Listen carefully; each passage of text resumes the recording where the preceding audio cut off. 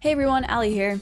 So I just recently hosted my first Skyweaver tournament. It was a discovery mode tournament with a $1,000 prize pool. Shout out to Community Gaming for partnering with us on this one. And I just thought it would be fun to highlight some of the games that were played, specifically towards the finals, because it was some really high level of play. Both of these players are Grand Weavers, far better player than I am, and it was just really cool to see them playing at a high level. I casted this tournament on my Twitch channel with my partner Mason, and we had a ton of fun just watching these people compete. So I thought I would upload some games and see, if you guys like the content. If you would like to participate in future tournaments, I run competitive gaming tournaments with my social token Allie coin. We've been doing it for a couple years now, and Skyweaver is the next frontier of games that we're trying to host events for. So we plan to do constructed as well as discovery again. And if you'd like to compete, you can join the Allie coin Discord in the description of this video. So I hope you enjoy watching these players face off against each other. And if you do like this content, please let me know in the comments and enjoy the video. Thanks. Bye. All right, we are into the finals, ladies and gentlemen. Looks like we've got stuff to, whenever you see like cards in your mold that you can just play, it just feels nice. You want to curve out in the early games here. Ooh. Is this the first time that we've seen Wisdom and Heart? It might be, yeah. It might be. Also a really powerful combination. Wisdom seems to be doing really well in the Discovery format. I like Heart as a secondary class. Obviously, I think Strength is a little bit more powerful, but, Wisdom and Heart is a really good combination. We haven't really seen it yet, so I'm excited to see how that does versus straight up Wisdom. I mean, people have continually been using Wisdom, so clearly it's one of the strongest prisms in... Yeah, it feels like Strength and Wisdom are kind of like at the top, like you want to be playing with one of those two, at least from, the amount of victories we've seen today. And then secondary powerful classes have been like Heart and Intellect. And then agility's been a little bit lower. I was personally testing a lot of agility going into this tournament just because it's a class I'm not as familiar with, and I was a little not impressed. With strength, it makes a lot of sense, but with some of the slower prisms like Wisdom and Intellect, agility is not super powerful, and I'm not surprised we didn't see a lot of those combinations today. All right, off to a pretty strong start. This Junk Golem has been putting in work today. Yeah. I can see why you want to play with Wisdom. Yeah, there's probably just like a few really like key cards, Junk Golem being one of them, where it's just like, if you get it, it gives you such an advantage. So I would assume Junk Golem is one of them. Mason and I are pretty novice to Discovery mode. We're definitely more of constructed players, so there's definitely some cards that show up that we're still new to. So it's been really fun to kind of prepare and watch these games because it's like Discovery mode's a really cool format to get to learn all of the cards in the game. Similar to like a limited or an arena or in Hearthstone. Oh, there's Overdraft again. Yeah, Overdraft has also been a killer card. I guess, a few of these Wisdom cards are very strong. Overdraft being one of them, the Junk Golem being one of them. I'm sure we'll point out a couple more over the course of this game, but yeah, very, very strong cards. Ooh, let me get a Fogey in there. Love my boy Fogey. Obviously, it's not the most powerful thing. I mean, you don't really want to drop that without love dropping value. Fogey on empty boards. I mean, the chance that you I get feel to play like the Spore the next turn is really high. If they kill it, they're spending their turn killing it, and then you're getting a mana ramp. Personally, like that's what I'd be going for. I'm just, I'm a Fogey maxi. Yeah, I do like this though. I feel like Fogey's makes all your future turns more powerful, but I do think that there's something to say about keeping up. And you have a lot of units in the hand, so kind of keeping the pressure going, I feel like that was fine. And perhaps you just value the Spore Blast so much that, like, to get the Doomstream, that you want to just wait out till maybe turn 6 to be able to cast it. And to be fair, it was mana efficient. It was a 4-mana turn. Yeah, for sure. And he used the 3 and the 1, so he did get the full value out of his cards there, and that is oftentimes helpful. And Fat Cat Banker. I might just Doomsday that. I don't know. That card runs away with games. I mean, it really does. Very quickly. That's got to be another one in the Wisdom category. Like I'm really seeing the light by the end of this tournament. I'm like, Wisdom good. in this format for sure. Yeah, Fat Cat Banker is hard to deal with. So this thing, whenever your opponent plays a card, you draw a card. And if your hand is full, you don't just overdraw, you make 3 threes. I've single-handedly won games in constructed with Fat Cat Banker. If they don't have an answer to it, I mean, you get a full hand of cards, so you have all the answers in the world. And then beyond that, you start just getting 3 threes. And I mean, once you start getting the 3 threes, like the game's just pretty much done. Okay, Scrapstrosity doesn't really have a lot of great targets for the opponent quite yet, or if we were to target the opponent, but it wouldn't be that enormous if we targeted our own, but it's not too bad. Actually, let's see what's rest. Ooh, there's a Menglong in the deck. That's fun. Let's see Menglong. Menglong, another really powerful wisdom card. Can be a really early turn 7/7, you know, 4 mana 7/7 is a old school Hearthstone meme. I've played Menglong as a 4 mana 7/7 many times. In addition to that, endgame can ready himself instantly. Also gives your hero banner. The extra damage is just kind of nuts on top of the huge body. Also has guard. Why not? Honestly, like, this card advantage, like, or keeping the Fat Cat alive, like, is this a doomsday or can we do something else? Like, I don't know. Yeah, I mean, personally, I'm starting to get a little panicked about how much, and the Scrapstrosity is like very useless right now, right? There aren't a lot of huge units in yards, so it's not getting very large.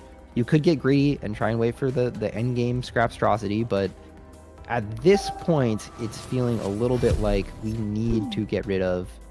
Oh, it does sometimes get rush. It depends on what units you get rid of. Okay, so he found an answer to it. It did give him an extra card. That Fat Cat was a lot of value, but I honestly feel like Doomsday is so anti-value that this play ended up working out pretty well. Yeah. He did find, you know, he did the math and looked at how much stats am I going to get, what abilities am I going to get, and this Scrapstrosity actually is a lot more powerful than I was considering it to be.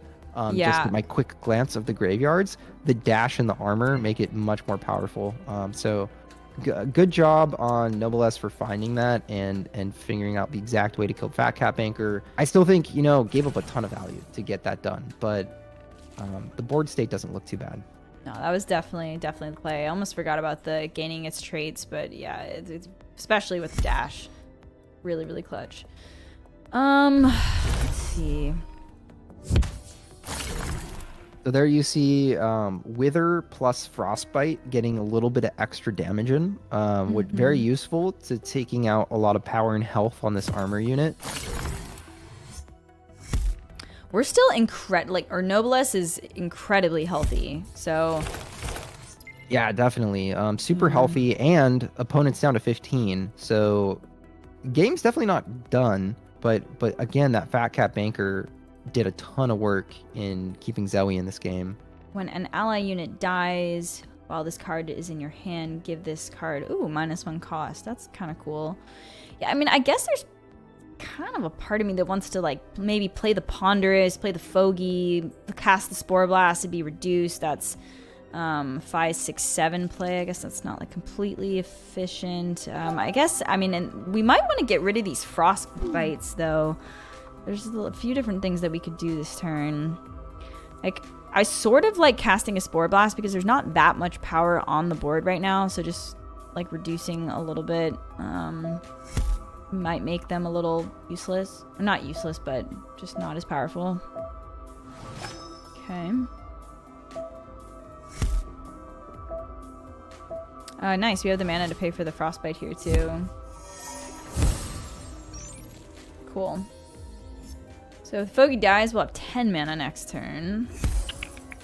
A little bit this of life Harbinger's going to get a lot cheaper once these die.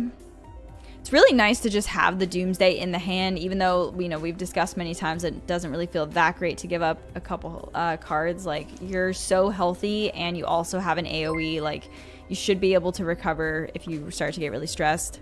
Someone in chat just said, man, Doomsday needs a buff. Yeah, it's just, like, it's nice as, you know, a get out of jail card, but, like, it just doesn't feel that great. Maybe make it like 7 mana and dust 1 card in your hand. Yeah, it's starting to get a perhaps. little bit too close to the Twisting Nether, but yeah. Or like dust the leftmost card in your hand plus you lose like 5 HP or something. I don't know. It definitely feels like a card that no one's playing in Constructed, and then on top of that, doesn't feel super great to ever see in Limited, and don't want a ton of cards like that in the game. But it's a decent panic button.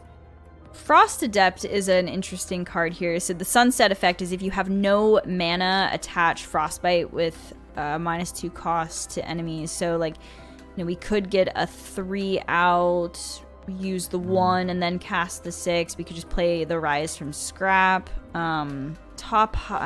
Highest dead unit. Well, that's probably the Scrapstrosity, and it's a play effect. So It just wants a Doomsday. Yeah, I mean, we probably will, but I mean, I'm kind of just thinking of different things that we could do. No, he's going for your Frost Adept play. Interesting. Ooh, it's a little awkward though because of the interesting. Actually, no, this works out because we can pay for one of the Frostbites here to have no mana left over. Doesn't really clear, but it does shrink the board enough that it's not that intimidating. And then you get all these Frostbites out. They are discounted Frostbites, so you could, throw away the units that don't matter as much and then pay for the ones that do. You probably want to get the one off your champion because that's pretty scary when you're at 18 and you're taking 2 damage from every source additional. Yeah, I'm still hung up about this Rise from Scrap kind of being blocked by the Scrapstrosity. It's just it's really unfortunate, right? I mean, if you could get the Harbinger in the yard, then that kind of changes things, right? How much does the Harbinger cost base? Traditionally, it's 8. Okay. That works. Ooh, what is this? This is, after another unit is summoned, attach silence to it. Oh, any unit, not enemy. Just after another unit is summoned. Okay, interesting. Gosh. I still would like to hold out on the Doomsday as long as possible. Yeah, definitely. Or just trying to get it to hit like these 3 cost units that aren't as impactful. But I guess, I mean, that 3 cost has... Vashiva has Raise Arms attached to it, which could be really powerful.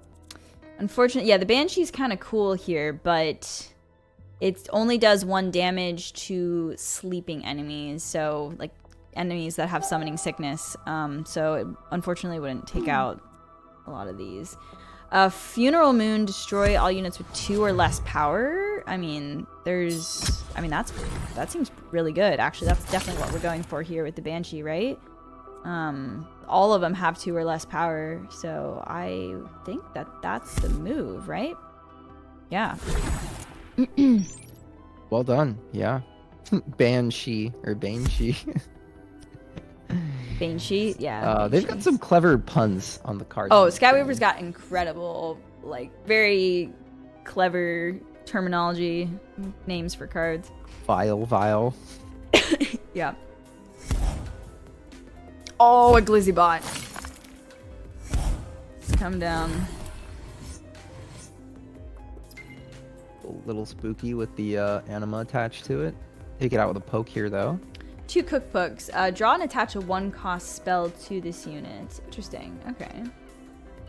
Yeah, cookbook's really fun.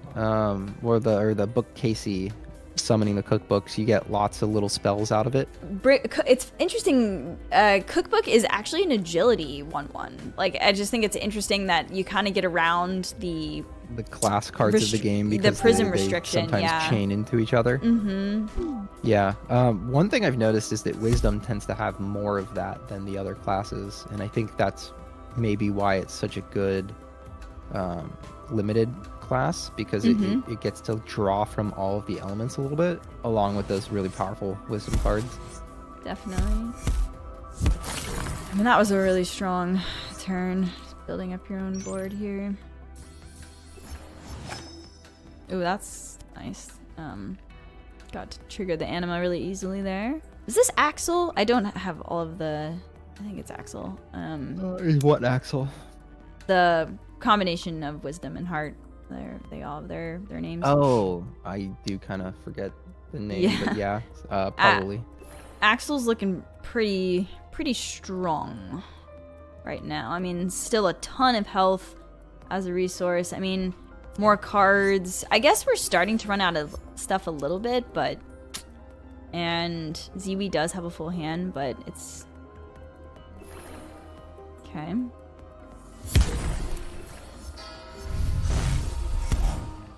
Yeah, Ziwi's done a really good job of like attrition this game. But the problem has just been being behind on board constantly. Though, I mean, it does feel a little bit like things are turning around. I think depends on how powerful, of the next few turns Nobilis has. That 5/9 with the barrier is pretty scary, though. Definitely scary. Oh, man. I mean, you could gamble on the bookcasey, see what kind of one-cost spells you get out of the cookbooks. Is it ever just mulligan your hand right now? I was thinking, it's not the worst. Especially you got the Menglong in the deck. A couple 13 other mana powerful, too. stronger cards in the deck. Looks like he's going for the cookbooks. Okay. Maybe he wants to wait to mulligan the hand until after he's gotten the highest value cards out of his hand. That's fair. And I guess if you give up the Doomsday, you're just kind of... Until you have another... Also, he hit a Candy Mask, so that's another way to mulligan the hand. Oh yeah, that's true.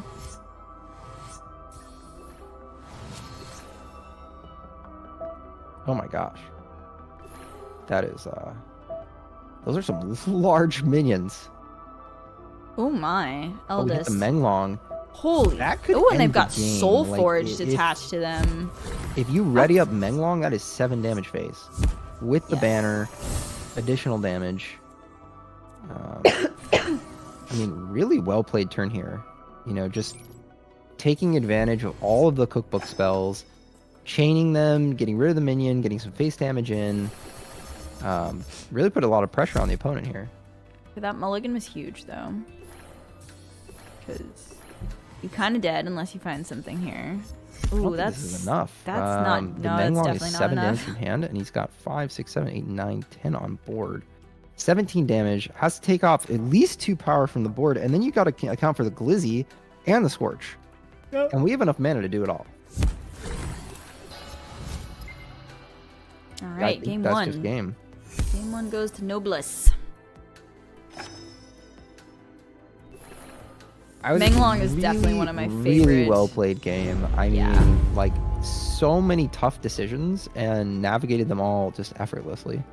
Both players, like you said, Ziwi was doing a really good job with the attrition. Like, I mean, I know we can't really see their perspective with the cards, but was hanging on for a while there. Based on honestly being pretty 20 more behind. HP. And I think Ziwi takes that. Like, it was really just, it was using cards inefficiently in those last few turns just to try and stay alive. He didn't have to do that. He could have just kept developing these super powerful creatures. And I think eventually, look at how many more cards he got through in his deck and how many more cards he had in hand. Like, I really do think that Ziwi was doing a great job with attrition that game, but just didn't have enough HP to get through it all. We got Wisdom v Wisdom. Yep. Ooh, love to see an overdraft early. Waterline, also great card. Let's see. Wisdom v Wisdom. I mean, this is a lot of wisdom in the finals here. Ziwi is the one with the OP skin, I will say. Oh, if that'll give big meditation skin. Yeah. Fuji seems like a solid early drop here. Guess you might want to hold back to get value from the 3 mana spell there. Junk Golem, probably so good. You just keep in your hand, even though it's a 5. And maybe you want a good distribution of your elements then. Yeah. Tossed away the overdraft. It's like I like to keep it, but actually like in the Wisdom matchup, perhaps it's fine to toss it away and it'll be more useful later on. But if you were against, strength or agility or something, maybe you'd keep it. It's a good point. I don't know. I just love the card so much. I know. I'd be inclined to want to keep it, but maybe Nobilis just kind of knows this matchup more so. Yeah, definitely. Cause Wrath on the Comet is really cool. Cause that card. Wrath on the Comet? A Comet. Oh yes. Yes. That's a 15 mana play though. If you're actually, it does have. It's more common to try and curve it out. But he does get -1 cost for each element among ally units. So if you can get a decent board presence going and then get the comet out, and you know, maybe that's around turn 7 or so, or turn 6, and then it lives. It's just a huge threat to have on the card, right? Like you play a 3/9 and then they're like, do I want to deal with that? I can't just like wither it and pray. Like you have to actually get it off the board to dodge the cause wrath. Yeah. Ooh. Okay. So that's interesting. Oh my god, this thing is just demolishing people. Yeah, I think I just like answering the potion seller. Gets you value. I like it. And then you can go into the 4 next turn and keep curving out. I mean, you just can't go wrong with this junk golem. Mulligan all but your lowest cost cards in your hand. Okay. It's looking very different for Ziwi. Like, almost no attrition happening here. Stoke giving a card to the opponent. It's just cycling. The Grasping Maiden's a very interesting card. Yeah, you just like on play, dust target unit. I mean, and then the death effect is you give them back a copy. But it's really good when they've sunk a lot of resources into like buffing something, and when it comes back, it's not as strong. That was genius. So we used the Grasping Maiden on our own golem here, and then when this dies we're gonna get another one, and it's a summon effect, so it's gonna get all of the abilities again. It's a very heads up play. You love to see it. Very smart. Unfortunately, Overdraft doesn't really work here. You would love to just do 7 damage to the opponent's creature, but you'll actually end up killing your own guy, which can be one of the downsides of Overdraft for sure. I mean, you like if you let him get this Windweave off, it's pretty scary. I think we want to play the Nature's Grasp because it'll attach roots to the unit. Could also just drop Comet. I mean, it's kind of big dude. Wow, this is I just don't think we want to let the Windweave get triggered. So like, okay, this works too. Yeah, with the flames, it cleans it up. Genius. Pro plays. Very nice, very nice. That was really, really well done. Yeah, the Windweave was very scary because he's kind of like, if I just stop my opponent from drawing cards, I probably win this game. So instead of just developing like a really hefty board for the opponent to deal with, you just completely shut down the card draw, the redraw, the mana cost reduction. The Windweave with Guru is very powerful. And so I think, you know, going out of the way to try and shut that down is probably the best move that he could have done that turn. Yeah. Windweave and then runs into a Termitide, which is actually like maybe that's why Ziwi was playing the way that he was. The thing got dusted, so we don't actually get our junk golem back. Sad, because burn to a crisp if it lethal dusts it. So a little bit of a bummer. One of the problems with playing the card that way. Like, it's very powerful when you pull it off, but you also are like, you know, extending yourself into the possible I got dusted and I lost my value. Okay. And I feel like they are hitting some of the best wisdom cards on these randoms here, though. They absolutely are. Super sad to lose the cause wrath there on the Comet, but whatever. I guess it is what it is. They'd be doing a very good job of you know, stopping these super high value plays from Noblesse, and maintaining, you know, a relatively equal attrition fight. Despite, you know, the odds kind of being stacked against him and all of these super powerful plays coming out. Getting into the end game, Overdraft not quite as powerful at this stage. One of the, you know, downsides of tossing it away early is that in the end game you might not have as many cards in hand. The creatures are larger, so Overdraft's like not quite as powerful, but still likely that you could get a solid play out of it. I like getting this this bookcasey going just to like get some more one cost stuff. Like right now I'm just wanting to like generate more value. Obviously it's our opponent's turn, but next turn see what happens. Okay. That is a large tree. That's a big tree. Is a big boy. For each element in your grave, he had every element. It's a large tree. Rune calling. For each element among target hero's units, add a rune spell of that element to your hand. Okay, so we need to have some board presence for this to be relevant. Mm-hmm. Oy. If only cookbooks had random elements. God, you don't waterline a elderwood and then just drop the cookbook, do you? I mean, it's like... It does. It's killing a 7/8 for 4 mana. I mean... But we're not under any pressure, though, you know? I mean, I guess, like, losing the 2/5, like, it's just such a good trade, the 7/8 into the 2/5, but... I mean, the problem with not doing it is that he can just pay for the roots and then kill anything you play. And then you're probably still waterlining it later. Yeah. So why not just waterline it now and take away the trade? The only thing I don't like is that you aren't able to cast the 1-cost spells. Oh, there's the fat cat. Super true, yeah, not being able to cost 1-cost. And now, casting 1-cost spells is not nearly as good. And you really wish you had that waterline back to get rid of this fat cat banker. But I guess, how would you have dealt with the 7/8? And that's kind of the problem. But yikes, this is just, I mean, kind of a lockdown on the fat cat here. You don't have a way to kill it. It's going to draw a ton of cards. Every single thing you're playing here is just this is cards. absolutely just absolutely the one drop, you know, each of these 1-mana spells, more cards. He's not super low.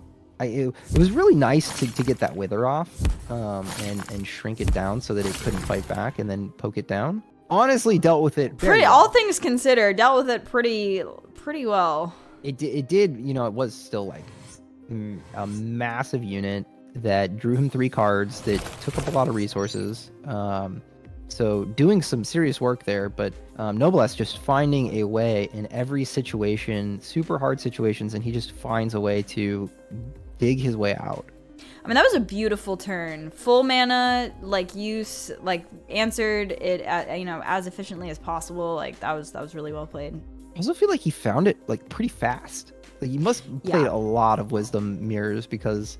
Definitely. I feel like he was expecting it. He thought about it. He had already used his water line, and he still found a way to only give his opponent 3 cards. And he did it all with, like, pretty fast thought processes.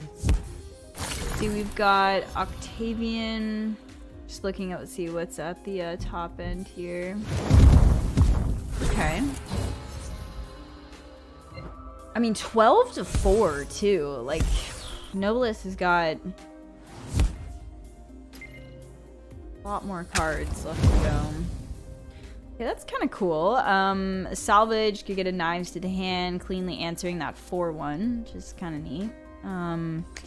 But I might want to drop this chonker. But you know what though? Like, getting the Soulforge out could be really clutch. But I don't even know if you need that extra value right now because you seem to be in a pretty commanding position. But we don't really know what's left. To get that value on that's really powerful, you know? Yeah, I mean, like, you obviously need a minion in the hand. Like, if you're just making a 6-mana 3/3, it's like, is it worth waiting? Yeah, it's got lead, so yeah, it's probably not worth waiting, but I'm greedy. Well, he's greedy. These spell shields are making it really hard to take out the enemies, but you could go knives into zap. Wow, space with the zap. Oh, to unlock the stealth. That's knives also very smart hits plays. all enemies, but I guess holding this back, especially if you've got some frostbite stuff, you know, like, it could be nice to have that in your back pocket. And, like, you're pretty healthy, so might as well just use your face. And also keeping more cards in your hand for overdraft is nice as well. Yeah, and you get the little bit of life steal, and you did some damage to their face with the zap. I mean, yeah, overall, like, really well played. Super enjoying just seeing how many options and lines of play there are on all of these turns, and just, like, you know, you're finding some and I'm finding some, and then the players themselves are just like, I'm sure they're considering all of those, and they're still finding other ones that we're not seeing. Yeah. No, that's one of the things I love most about Skyweaver is, like, there's just, with all the, like, attached spells and things, like, usually there's not one especially as the later turns. Like, there's just not Yeah, one when like you get super into like the straightforward 15, play. 16 mana turns, Yeah. it's just so many things are going on. So there's that Doomsday that came back. Again, we've got Octavian at the top end, still in the deck here. I mean, the board state already feels like pretty even, and he's got 12 mana to sort of just like lay down whatever he wants. Unfortunately, you know, Doomsday not a super useful draw here. And there's a couple good draws left in the deck, but nothing like insane. I want to use this Soul Forge, honestly, just to, like, there are definitely other minions left in the deck, but it's not like there's that much, you know, to kind of close out. I mean, at this point in the game, it's probably fine, but I would still be looking to squeeze out, like, every bit of value that I can. So I really like casting the Soul Forge, even if it's just a 3/3, but it's got armor yeah, too. I mean, it's a 3/3, it's got armor, he's using it on a banner creature. Like, I mean, as far as Soul Forge goes, like, that's a pretty good use of it, and definitely one of like the better plays for the turn. Armor is so intimidating. Just like seeing this full unit, all the units in your hero with armor, you're like, good god. Okay. Ooh. Okay, well, we're officially out of cards. Yeah, I mean, it's nice that you don't take the additional frostbite damage when you fatigue. That would be super debilitating here. Okay, Doomsday clears up the board, gets the frostbite off, and has no other plays, so it's just passing it back to Noblesse with armor, 28 HP, 13 mana, a full hand of cards. I'd say very commanding position here to take this one home. Octavian, the most powerful card left in his deck, and he draws it. That's, you know, gotta be a welcome sight to see right there. A little bit of a bummer that there actually are 2 water cards left in the deck, because I would have liked to have just conjured extra stuff. But, like, I mean, it's good to draw them too, but... Yeah.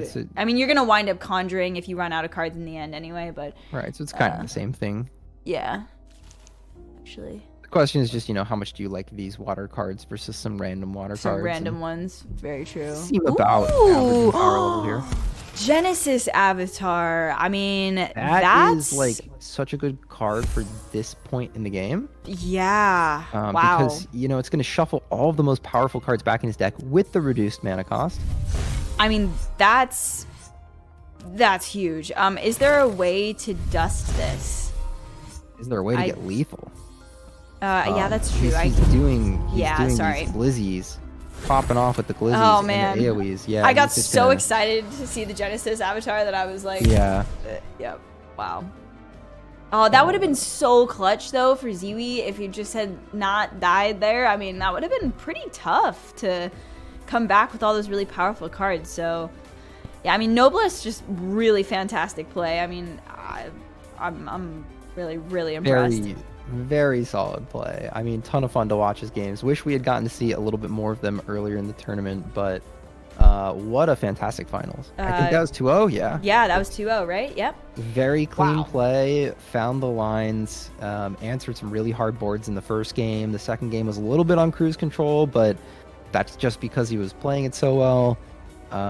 Yeah, really well done.